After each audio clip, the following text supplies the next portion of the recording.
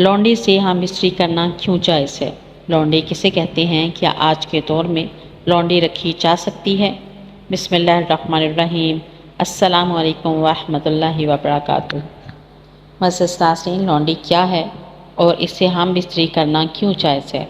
اکثر ہمارے معاشرے میں پوچھا جاتا ہے کہ لونڈی کسے کہتے ہیں، لونڈی کون ہوتی ہے اور اس سے ہم بستری کرنا کیوں جائز ہوتا ہے، اور کیا آج کے دور میں لونڈی رکھنا اور اس سے ہم بستری کرنا جائز ہے؟ ہماری آج کی ویڈیو بہت ہی خاص ہے، گزارش ہے کہ ویڈیو کو مکمل دیکھیے گا۔ شریعت کیا کہتی ہے؟ دراصل لونڈی زر خرید غلام کی مونث ہے، یعنی فیمیل سلف کو اردو میں لونڈی کہا جاتا ہے۔ ناظرین، قدیم عربی اور دوسرے معاشروں میں غلام رکھنا عام بات ہوتی تھی، جس سے لوگ اپنے گھروں، کاروبار اور کھیتوں کا کام کروایا کرتے تھے۔ ان لوگوں کو دو شکلوں میں غلام بنایا جاتا تھا۔ پہلی شکل یہ تھی کہ ان کو پردہ فروش کے بازار سے خریدا جاتا تھا۔ آپ سب نے حضرت یوسف علیہ السلام کے بارے میں بھی سنا ہوگا کہ قافلے نے حضرت یوسف علیہ السلام کو کنویں سے نکال کر مصر کے بازار میں لے جا کر فروخت کر دیا تھا۔ غلام بنانے کی دوسری شکل کیا ہوتی ہے؟ غلام بنانے کی دوسری شکل وہ لوگ ہوتے ہیں جو جنگ میں مال غنیمت کے ساتھ ملا کرتے تھے، جن کو جنگی قیدی بنا لیا جاتا تھا، پھر ان قیدیوں کو آپس میں تقسیم کر لیا جاتا تھا اور ان سے کام لیا جاتا تھا۔ ایسے ہی جو ان میں خواتین ہوتی ہیں ان کو لونڈی کہا جاتا ہے اور ان سے گھروں کے کام لیے جاتے تھے، یعنی ان کو گھروں میں کام کرنے پر مامور کر دیا جاتا تھا۔ تیسری شکل کیا ہوتی تھی؟ تیسری شکل یہ ہوتی ہے کہ امیر لوگ کسی کو تحفے میں دیتے ہیں۔ ان میں سے قیمتی کوئی تحفہ جو ہوتا ہے وہ خوبصورت یا طاقتور غلام یا لونڈی ہوتا ہے۔ بے شمار حدیث میں سے ایک یہ ہے کہ حضرت میمونہ رضی اللہ تعالیٰ عنہا سے روایت ہے کہ انہوں نے ایک لونڈی نبی کریم صلی اللہ علیہ وسلم کی اجازت کے بغیر آزاد کر دی۔ نبی کریم صلی اللہ علیہ وسلم کی باری ان کی طرف آئی تو انہوں نے آپ صلی اللہ علیہ وسلم کو بتایا کہ میں نے اپنی لونڈی آزاد کر دی، جس پر نبی کریم صلی اللہ علیہ وسلم نے فرمایا، اگر وہ لونڈی تم نے اپنے ننیال والوں کو یعنی اپنے خالہ ماموں کو تحفہ دی ہے تو تم کو اس کا زیادہ اجر و ثواب ملے گا۔ یعنی لونڈی کو آزاد کرنے کے کام کو اس دور میں بڑا اجر و ثواب مانا جاتا تھا، اور یہ یقیناً بہت بڑا اجر ہے اور بہترین صدقہ ہے۔ لونڈی سے ہم بستری کرنے کو کیوں جائز کہا گیا؟ شریعت میں اپنی لونڈی اس کی اپنی ملکیت ہوتی ہے، جیسے کہ وہ زر خرید ہو یا تحفتاً کسی سے ملا ہو، اب اس کی ملکیت ہے۔ شریعت نے اس کے ساتھ ہم بستری کی اجازت دی، لیکن بہت سخت رول ہے، بہت سی پابندیوں کو فالو کرنا پڑے گا، بہت سی پابندیوں کی پاسداری کرنی پڑے گی۔ لوگ اس بات پر بہت زیادہ بحث کرتے ہیں کہ نکاح کے بغیر یا شادی کے بغیر کیسے کر سکتے ہیں، یہ تو گناہ ہے، یہ تو فلاں ہے، جبکہ اس میں کیا حکمت ہوگی یہ معلوم کرنا کوئی نہیں چاہتا۔ جبکہ حدیث مبارکہ میں ہے کہ مردوں پر ایک اپنی بیوی اور لونڈیوں سے ہم بستری کرنے میں کوئی ملامت نہیں ہے۔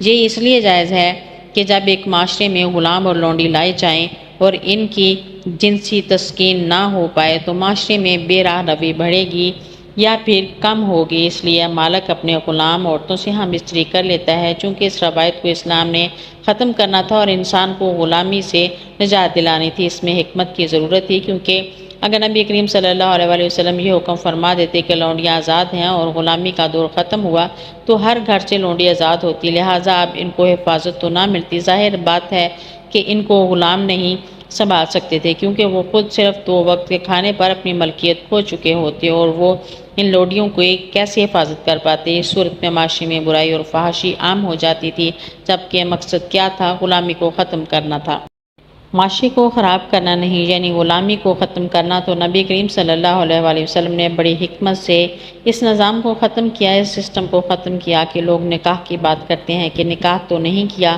تو یہ کیسے جائز ہوگا؟ نکاح بھی تو نبی کریم صلی اللہ علیہ وسلم کی سنت ہی تو ہے۔